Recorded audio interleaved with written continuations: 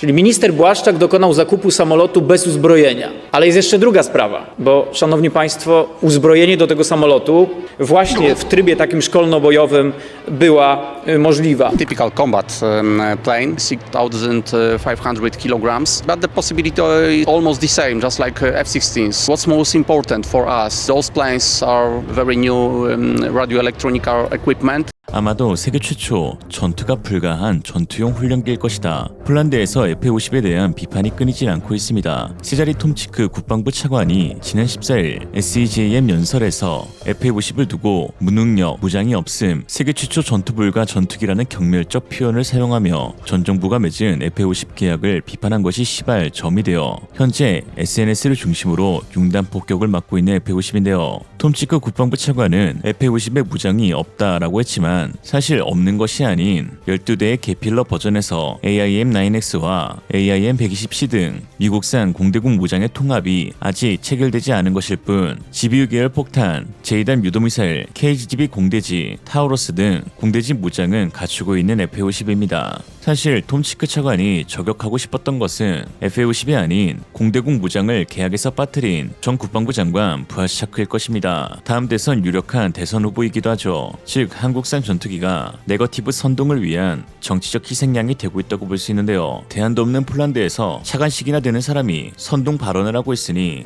그럼 취소해 씨라는 말이 나올 정도로 답답한 상황인데 아이러니한 것은 현 정부는 오히려 취소가 아닌 계약을 새롭게 추진하고 있다는 것입니다. 계약 파기까지 운운했던 현 정부 인사들은 F-50의 지난 계약이 잘못되었다면서 제대로 된 계약이 무엇인가 보여주겠노라 한국과 F-50 추가 계약을 이어나가고 있는 꽁트적인 상황입니다. 그러면서 F-50이 훌륭한 기체고 한국의 기술력이 어떻고 하고 있으니 더욱 넌센스가 아닐 수 없죠. 현 정권이 들어서고 온갖 계약서가 재검토가 된 이후 5개월이 지난 6월 파베 웨이다 신임 국방부 부장관은 한국과 F-50의 유지 보수 및 서비스에 관한 협정을 새롭게 서명했습니다. 그러면서 베이다 부장관은 오늘 일은 F-50 48대를 구매하는 과정에서 협상의 정점이었다고 자화자찬했는데요. 하루는 욕했다, 하루는 칭찬했다, 아주 어질어질합니다. 당시 자리에 참여했던 제23 전술 공군기지 대변인 마르신 보르타 중령은 F-50은 현재 우려와 달리 전투기 그 자체의 모습을 보이고 있으며 F-16과 동급이라고 할 만큼 뛰어나다라고 하기도 했습니다. These jets, what type of a jet is this? Yes, this is a light combat fighter, typical combat plane. US Air Force is a typical weapon system just like in F-16 and other American fighters. To compare with the F-16s, this plane is smaller with the smallest thrust. Weight of this plane is at about 6,500 kilograms, but the possibility is almost the same, just like F-16s. What's most important for us? Those planes are very new radioelectronic equipment. Some experts say that because this jet is Korean and it's from the other side of the globe, it will be difficult to maintain it here in Poland. Does this... It will be any problems to change the elements to spare parts or something was... If training is ongoing, how many pilots can already fly these jets? Now in our base, 8 pilots train in Korea and after that they start in Poland. We try to not even pilots but the technical personnel train here in Poland. Just last question. So will this FA-50 jets help Poland have air superiority in the case of war? These planes, just like said, the main role of in our base, it will be make air policing is a system to observe, to avoid any fighters, drones, and other elements of aviation. Good in this purpose, and they help another typical combat fighters between typical operational combat exercises or to patrolling airspaces.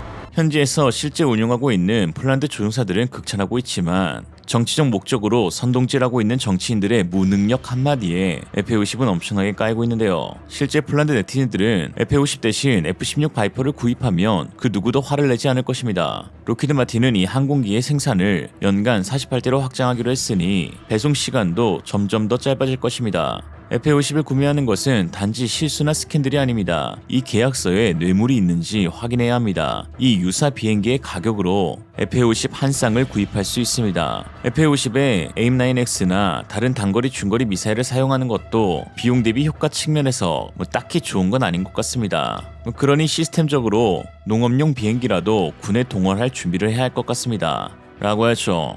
이처럼 조리돌림 당하고 있는 FA50에 대해 폴란드 디펜스 입사에서는 반박 기사를 통해 제대로 된 팩트 체크에 들어갔습니다. 과연 세자리 톰치크 차관의 발언이 맞는 말인지 아니면 그냥 처음 맞는 말인지 분석한 기사였죠. 지난 9월 16일 마체이 쇼파 기자는 FA50 무장의 진실이라는 제목의 기사로 다음과 같이 말했습니다. 공대공 무장 없이 구매를 진행했다는 게 정말 큰 실수일까요? 사실 전투기 구매 방식은 매우 다양합니다. 우리의 최고 항공기가 될 F-35A도 당시 무장 없이 2022년에 구매되었습니다. F-16CD도 계약 이후 추가 무기 패키지가 체결되었습니다. 세계 여러 나라의 항공 구매를 살펴보면 비행기가 항상 무기와 함께 구매되는 것은 아닙니다. 전투 장비는 별도로 주문됩니다. 네, 하지만 폴란드의 F-50은 다양한 무기를 부여하고 있습니다. 폴란드 대중에게 퍼진 정보와는 달리 현재 F-50GF에 다양한 무기 시스템을 장착할 수 있습니다. 우리가 F-16용으로 구입한 것과 동일한 무장입니다. 레이저 유도, AGM-65 매버릭 미사일, 클래식 마크 82 공기폭탄, 제2단 정밀폭탄 및 M197 탄약이 포함됩니다.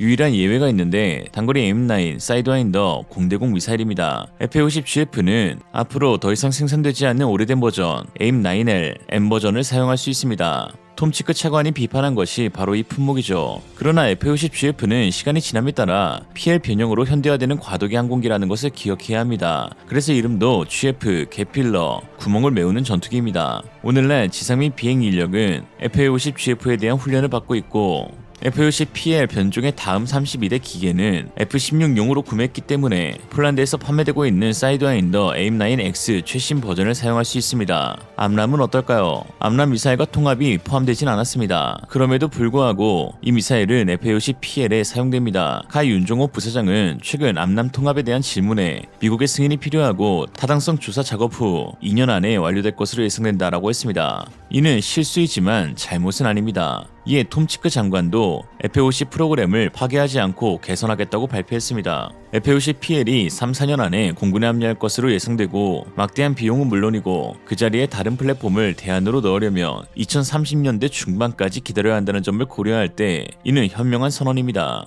부하체크 장관도 알몸 전투기를 구입한 것은 아닙니다. 특히 전체 임무 시뮬레이터 및 트레이너 구입, 조종사 및 지상 승무원 훈련, 소모품 및 예고부품 재고까지 포함되었습니다. 공군용으로 구입한 기계는 원래 대한민국 국군에 납품할 예정이었습니다. 이것이 바로 시뮬레이터 배송이 2025년에 시작되는 이유입니다. 한국 사용자는 이미 시뮬레이터를 보유하고 있으며 이 전세계 몇 개국만 지닌 첨단 특수장비를 생산하는 데에는 수개월이 걸립니다. 처음 12대의 항공기 인도는 제안서가 제출된 지 1년도 채 되지 않아 시작하여 14개월 만에 완료되었습니다. 라고 했죠. 오히려 F-50GF가 아니었다면 꽤나 고생했을 폴란드였는데요. 왜냐하면 현재 폴란드 공군의 문제는 무장이 아니라 무장할 전투기가 없다는 것 자체가 문제이기 때문입니다. 미그-19를 우크라이나에 공유하며 폴란드는 M346과 F-16을 운용 중에 있는데 최근 이탈리아 레오나르도에서 도입한 폴란드 M346이 추락하는 사고로 인해 전량 무기한 점검에 들어가 있는 상태입니다. 폴란드 항공기에서 사고가 발생하면 사고기 도입 시기 이전분에 대해서 재점검이 시행되는데 이번에 추락한 M346이 2022년 마지막 인도분으로 가장 최신형이었기 때문에 전량 스톱된 상황이죠. 폴란드 매체는 M346은 늘 문제를 일으키지만 군대는 이를 비공식적으로만 다룬다며 운용 중인 기체의 40% 이상이 기계적 결함으로 인해 비행이 불가능하고 가동률은 40%대 중반밖에 되지 않는다고 했습니다. F-16의 경우도 크게 다르지 않는데요. 폴란드 매체에 따르면 통계적으로 7시간마다 한 번씩 결함이 발생하고 있다고 했죠. 결국 M346과 F-16이 비용 측면, 가동률 측면에서 매우 형편없기에 FA-50이 현재 매일마다 조종사 양성 및 공중 순찰을 위해 2-3번씩 출격하고 있는 상황입니다.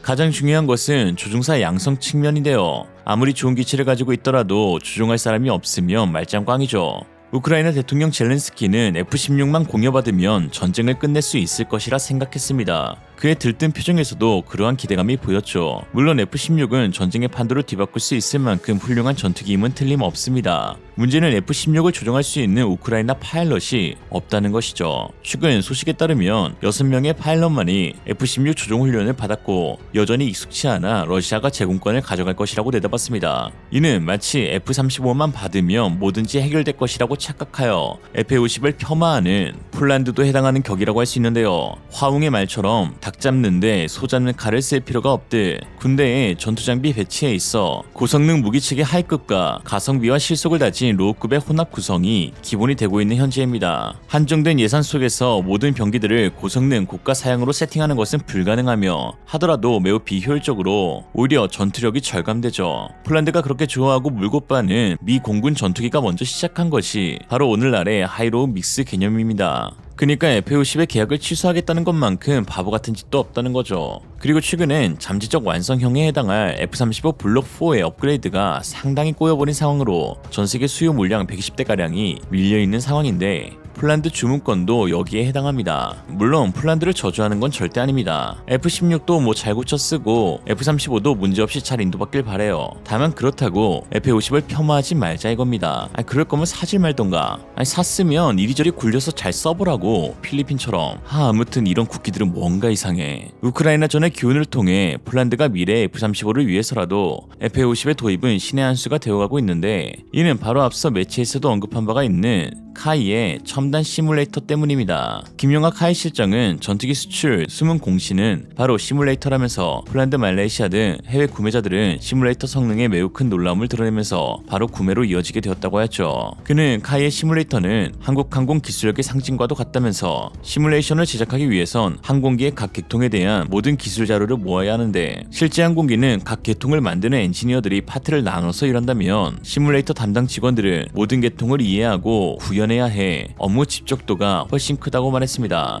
그러면서 시뮬레이터를 완벽하게 만들기 위해 가장 필요한 것은 항공기 기술 자료로 결국 제작사가 가장 잘 활용할 수밖에 없으며 카이는 20년 넘게 시뮬레이터를 개발해오고 있기 때문에 인력, 체계, 시설 등 인프라도 세계 최고 수준에 올라와 있다고 했습니다. 폴란드 현 정부는 자신들의 기득권을 위해 F-50을 무분별하게 비판하면서 전 정부의 계약은 자존심이 상하는 굴욕적 계약이라고 칭하고 있습니다. 한국에선 반도체, 원전, 전투기, 탱크, 자주포 등을 수입하면서 폴란드는 우유, 계란, 채소와 같은 농수산물만 팔았다고 자존심도 없냐고 비판하였죠. 결국 이들 현 정권의 반강매에 못 이기는 척 한국은 최근 폴란드산 드론 구매 계약을 체결해 주었는데요. 그것으로 온 동네방네 소문내면서 뭔가 엄청난 업적을 세운 듯 자랑했지만 수출 규모는 146억 원에 불과했습니다. K2전차 한 대 값도 안 되는 가격이죠. 반면 작년 폴란드 농수산물 대한국 수출액은 8,432만 달러를 넘어 역대 최고를 경신했는데 그래도 그냥 폴란드에게는 자존심이 가장 중요한가 봅니다. 미국에게 받는 기술 이전은 화가 나지 않는데 한국에게 받는 기술 이전은 뭔가 화가 나는 그들을 보니 아직 푸틴이 좀 더 오래 살겠구나 싶네요. 오늘의 한 줄평, 자존심을 지킬 것인가, 나라를 지킬 것인가. 이생으로 리얼리즘이었습니다. 여러분의 생각은 어떠신가요? 현명하고 지혜로운 여러분의 의견을 지금 댓글에 남겨주세요. 감사합니다.